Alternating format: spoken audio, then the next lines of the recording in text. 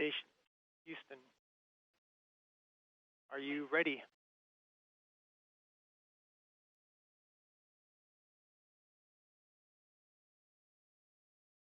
Houston Station, we're ready for the event.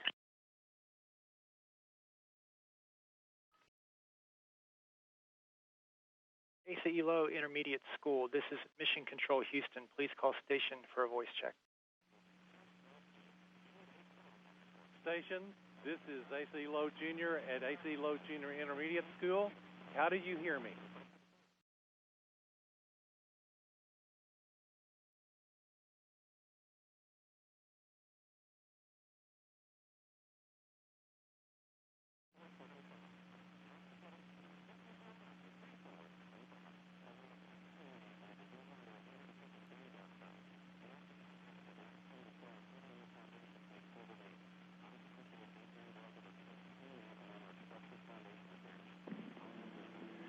Station, this is Asa E Jr. at Asa E Jr. Intermediate School.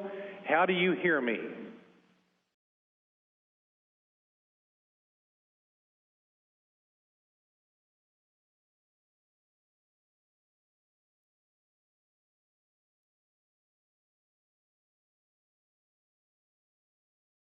Absolutely, we're standing by whenever things are worked out.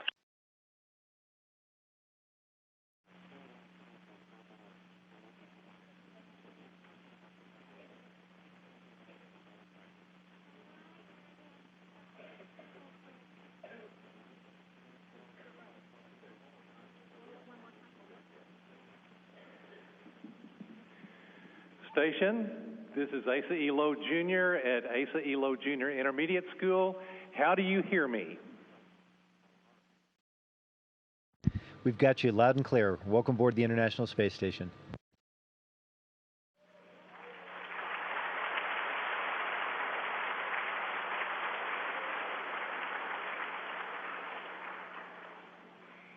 Commander Dan, this is Tyler Smeeby.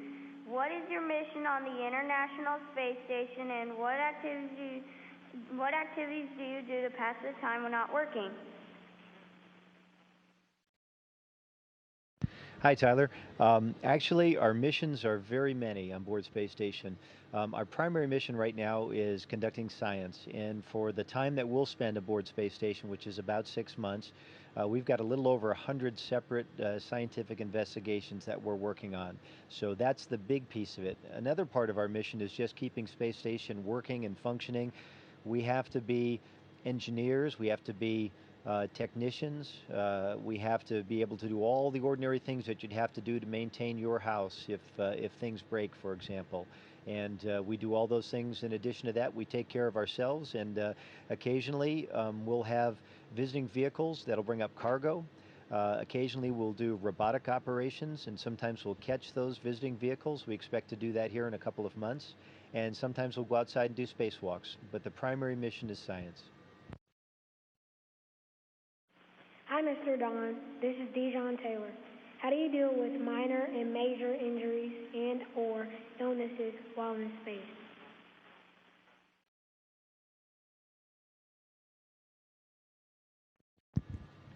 So far, we haven't had any major injuries in space, so we haven't had to deal with that. Minor injuries, like, if you could put a Band-Aid on it, you just put a Band-Aid on just like you do on the ground. We do practice, we do simulate what would happen if we were to have a major injury, and we've got medical equipment up here, sort of like what an emergency medical person would have, that we could do any number of medical procedures with help from doctors on the ground that we have in communication with. So we practice that every so often. Commander Dan, this is Lauren Knight. How do you keep in contact with NASA and family members, and have you ever lost contact with Mission Control? Okay, great question. It's really important for us to be able to talk to the people that help us fly the International Space Station. So we've got controllers that work at NASA in in the United States, but we've got controllers that also work all over the world in various control centers, including in Europe, including in Russia, Japan, and we've got other support centers all around, including in Canada as well. And we've got great communication channels with them. We can talk to them almost 95% of the time, pretty much any time we'd like. And we do that using satellites that are much higher than International Space Station. And we basically ricochet our signal from space station to those satellites and then down to the ground and then to networks all around the world. We talk to our families sometimes as many times as a couple times a day, and we do it much like you would at home, almost like a cell phone, but we do that across a computer screen basically, and that's how we do that. But we've got really good communication capability on board. Mr. Don, this is Diamond Spencer. How is the International Space Station protected from space debris? And can you feel when the debris hits the station?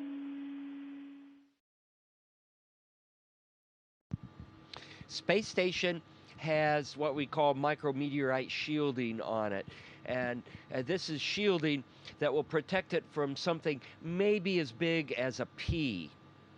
But if it gets any bigger than that, we don't have any kind of shielding capable of protecting space station from larger objects like that. So small stuff, we're okay. The big stuff, we just are taking our chances with the universe.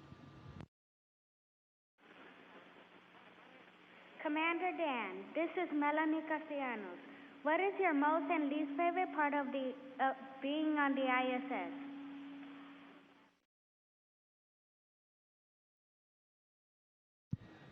Probably my most favorite thing about being on the International Space Station is just getting a chance to live and work in space and to do all the different things that we do and working with a lot of really smart, really talented people all over the world that help us make that possible. And every day is different. The variety of the things we do, whether it's science, whether it's maintaining space station, whether it's doing observations of planet Earth from here, or whether it's doing spacewalks, things like that, all the things we do, every single day is different. Every single day is exciting. That's my most favorite aspect of being here. Probably my least favorite aspect is the fact that you have to be away from your family for as long as you do. But thankfully, we get to talk to them. We get to actually see them on a computer screen at least once a week, in addition to talking to them whenever we can. So you feel like you're a lot more connected to your family than you otherwise would be, and you feel like you're a lot more connected to your family than many years ago than astronauts and cosmonauts used to be. So that part of it helps, but that's still the toughest part, I think, about being here. Mr. Don, this is Alexis Facundo. Can you take personal items or electronics into space? And if yes, what did you bring?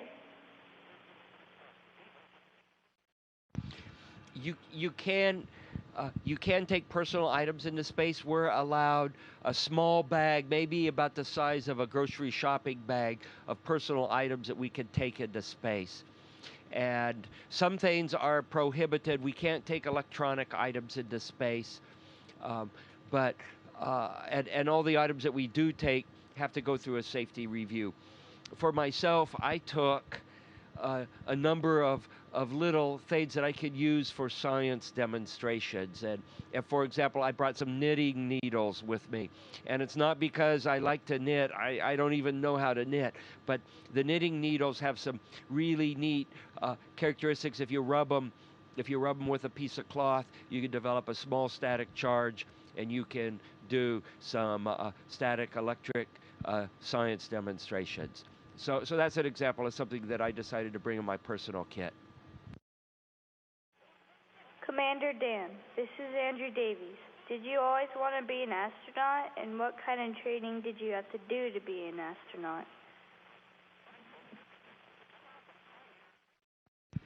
Yeah, Andrew, I can't say honestly that I always wanted to be an astronaut, and that's because when I was young, when I was your age, it never occurred to me that this was something that I could do. And I was always interested in the space program and always read as much as I could about it ever since I was a kid, all the way up until my adult life. And it wasn't until I was a pilot and an engineer in the Coast Guard that I thought about applying to NASA to become an astronaut. And the things that you do the things that you learn, that you train on to become an astronaut are really cool. All of us come from very different backgrounds. We've got pilots, we've got engineers, we've got physicians, we even have veterinarians, we have teachers, we have people from all different kinds of backgrounds, but all of us have one common aspect, and that is we're all explorers at heart. Now, with that said, we still all have to learn all the basic skills that you need to have to be able to do the very different kind of strange sort of things you do on a space flight. So one of the first things we do when we go to NASA is we learn how to fly airplanes. We learn about meteorology, geology, oceanography.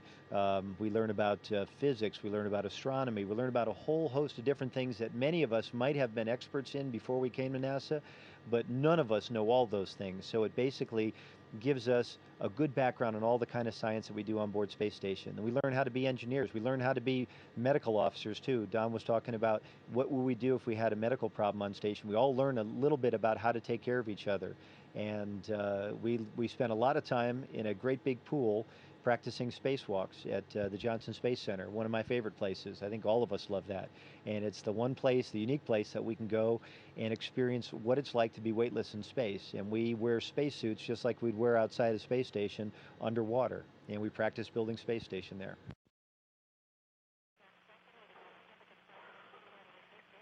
Mr. Don, this is William Jones. How many times can an astronaut go into space, and how long can they stay there? Well, currently, our missions are planned for about 6 months. And maybe it'll be a month longer, maybe it'll be a month shorter. But 6 months is the normal mission duration for space station at this point in time. How many times can you do this? Well, from a radiation point of view, you get about 10% of your allowed radiation limit for each space station mission. So this is my second mission, so in concept I could do this 8 more times. However, if you fly once every 6 to 10 years, you're going to be close to 100 years old by the time you get done flying your 10 missions. So the number of missions a person flies typically depends on how long you have a career as an astronaut. Commander Dan, this is Sarah Hale. What challenges do you face when completing day-to-day activities like haircuts, for instance?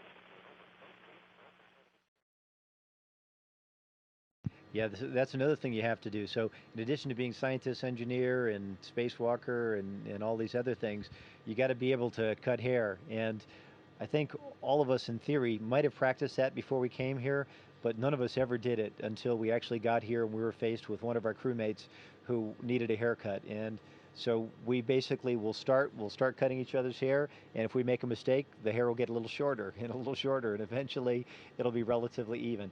A lot of the things that we do are just basic kinds of things that everybody has to do living on planet Earth. And cleaning space station, for example, is a very challenging thing.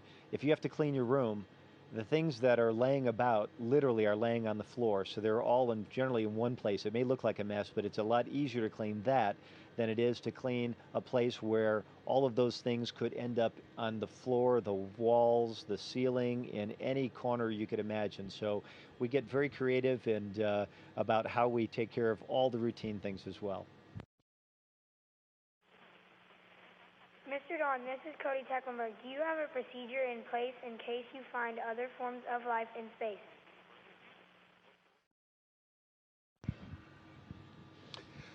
Nobody is really anticipating finding other forms of life, like extraterrestrial forms of life in space at this point in time. We're still debating whether or not we've found any such fossil forms in meteorites that we have confirmed that have come from Mars. Now, whether there are other forms of microbial life, that's something that maybe your generation will discover. But what we do have in place now are how we deal with microbial forms of life that come from planet Earth. We have or have done experiments that involve bacteria and virus, and we have to make sure that they are double or triple contained so that they won't spill out of their Petri dishes. And then there are other unwanted forms of life that we have to keep in control. For example, mold and mildew, just like it could grow in your bathroom walls, it could grow up here. And so we have to clean and disinfect areas of space station to keep unwanted things like that from happening. And then when we have our food wrappers and things, pouches that our food was rehydrated in, and then you eat the food, but there's always a little bit of residue. That could turn into a biological experiment itself. And so we have ways to deal with our wet food wrapper waste. So most of the things we have on space station right now in terms of microbial life forms are how do we deal with these that come from planet Earth? Commander Dan, this is Caleb Hernandez. How hard is it to maintain a good relationship with each other in such a small space for long periods of time?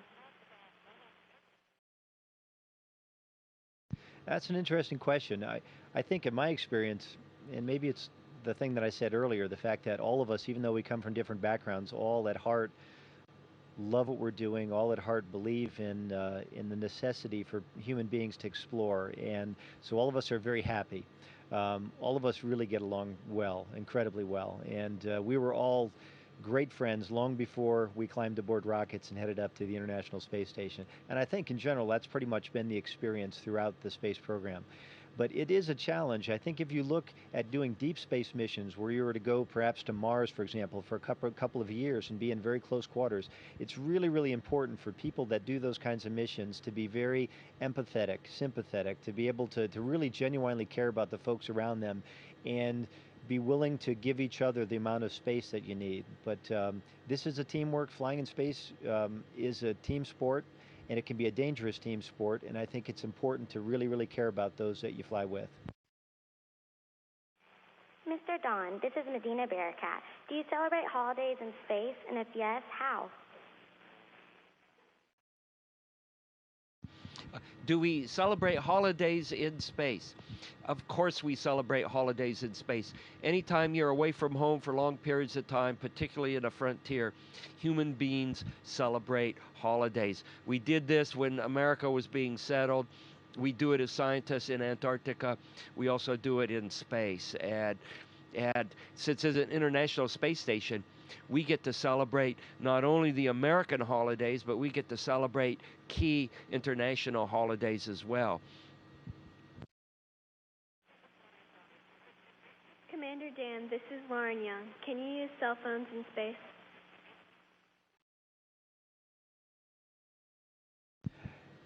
Well, I guess you really can't use cell phones. Cell phones rely on radio towers that are on planet Earth, and at any given time from the space station, we can see an area of planet Earth that covers thousands and thousands of miles from horizon to horizon. You could probably see 1,000, maybe 10,000 cell towers in that area.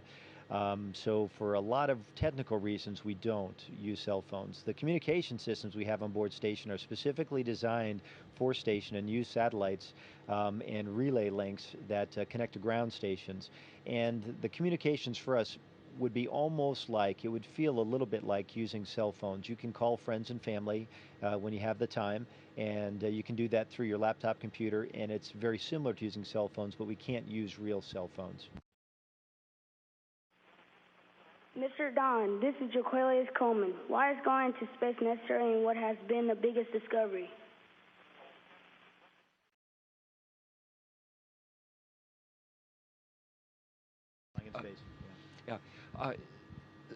We're doing a number of different science experiments right now. Some are biological experiments on ourselves where we're guinea pigs, and then we do a number of physical science experiments, combustion, crystallization, things like that. And to see a major breakthrough takes quite a few years, and it's something that's slow in coming, and it's something that lots of people on the ground have to sit and think about what the results are before everyone decides that, wow, this is really significant. So for these kinds of results, we will have to wait and see what comes from space station. Commander Commander Dan, this is Emma Chan. How will the equipment and supplies be lifted to the ISS now that the shuttle program has been discontinued? No, great question. We have cargo ships that come up from Russia. In fact, we just 4 days ago received one on board Space Station, and that's been a steady means for us to get cargo for a long time since the space station started, in addition to the space shuttles. The space shuttle up mass capability, that is the ability to lift cargo from Earth to bring it to station, is being replaced by commercial vehicles, and the very first of those is going to come in a couple of months to space station. So we've got a number of those that'll come. The Europeans have an automated transfer vehicle, which is a large cargo vehicle that also has been to space station and will also in a couple of months be coming back. And the Japanese have one as well, the HTV, or Hope Transfer Vehicle. So we've got lots of ways to get cargo to station. We don't have very many ways to get cargo from space station. Right now, if we want to bring something back to planet Earth, we're limited to the relatively small volume we have in the capsule, the spacecraft that we're going to ourselves ride back to planet Earth when it's time to return.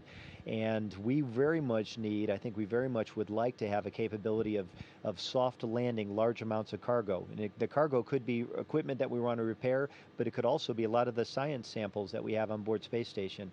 And the vehicle that's going to come up here in a couple of months from Space Exploration Technologies, that vehicle should have the capability of returning cargo from Space Station, something that the shuttle up till now has been exclusively capable of doing.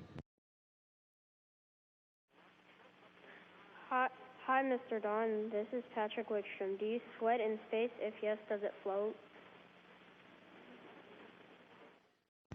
Do we sweat in space? Of course we sweat in space.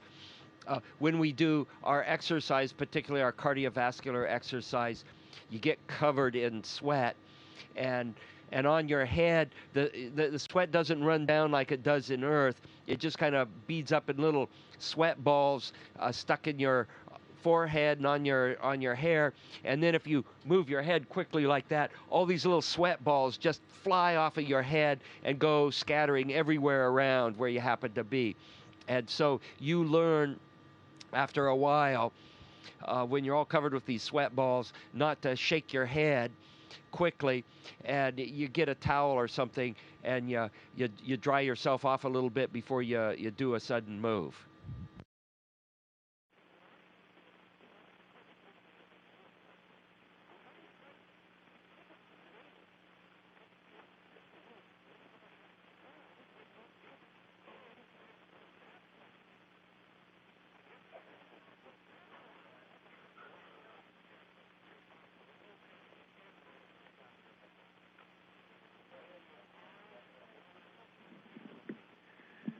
Thank you, International Space Station. Thank you so much. It's our honor. And Asa E Low Schools, thanks very much for being with us today. It was great to talk with you. There were great questions the kids had, and we look forward very much to them pursuing careers in science and technology, engineering and math, if that's what they'd like to do down the road. We very much need their energy and their ideas in the space program of the future. Thank you.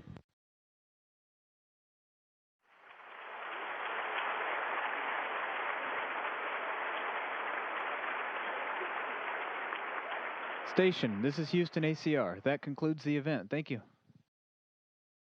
Thank you, Asa E Low Intermediate School. Station, we are now resuming operational comm.